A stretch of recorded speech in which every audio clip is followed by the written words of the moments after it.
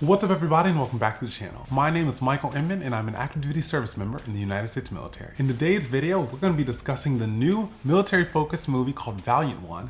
On this channel, I like to chronicle my Air Force experience and also do military focused movie and TV show reviews. As mentioned, let's discuss the movie Valiant One that just came out this year. I think it came out last weekend, and really get into if it's worth your time, because that's my goal. But first, let's do a quick synopsis of what the movie is about, and then we'll jump into some notes that, are on my mind after seeing the film. Generally speaking, the movie is about a mission that takes place in South Korea by US forces. They're supposed to be conducting a mission that's relatively short, about 20 to 30 minutes. As you can expect from that type of setup, the mission goes awry, and unfortunately, there is a crash landing on the northern side of the demilitarized zone, thus in North Korea. And so the film is about the small collection of military members and I think one research scientist, not quite sure what he is, but that's generally what he is, them trying to make their way from the crash site in North Korea back to the South Korean portion of the peninsula. Most of the movie was rather predictable, but still not a bad watch. So it didn't feel like a movie you should see in a theater, which is what I did. But once it makes it to streaming services, it definitely works for a totally suitable Thursday night film. Attention, I didn't choose Friday or Saturday.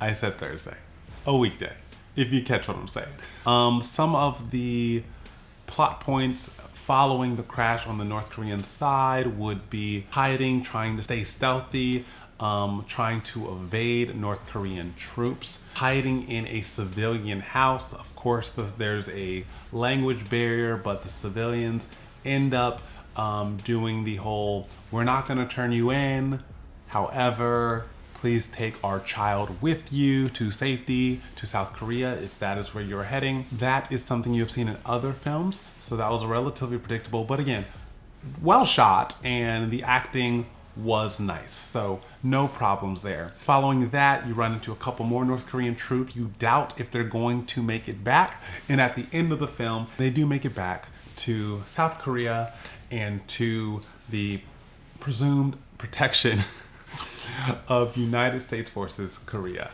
So yeah, some of my thoughts while watching the film include, it does of course focus on evasion and the practicality of rescue. So if we're going to hone in on those 2 points, let's first talk about evasion. So if you go down in enemy territory, hypothetically, there are some things that are important, like staying low, keeping your head down, avoiding obvious entities that are affiliated with whether it be the military or militia forces, anything of that nature.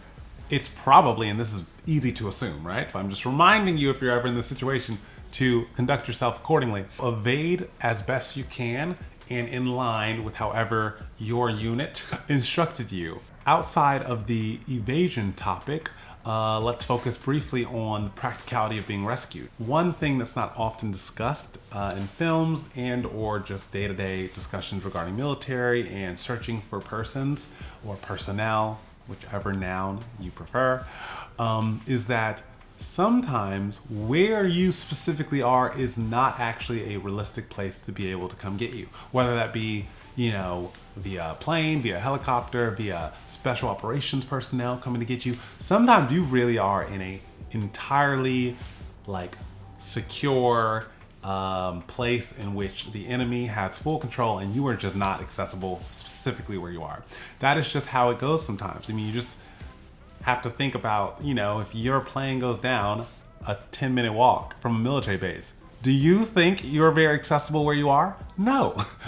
Unfortunately, assuming you have some sort of, surviving communication software or systems to speak in an encrypted manner to your friendly forces or your military unit, they're probably gonna be like, we need you to get from A to B, because you're at A and we cannot save you or access you there. So we need you to get to B and we should be able to scoop you from there.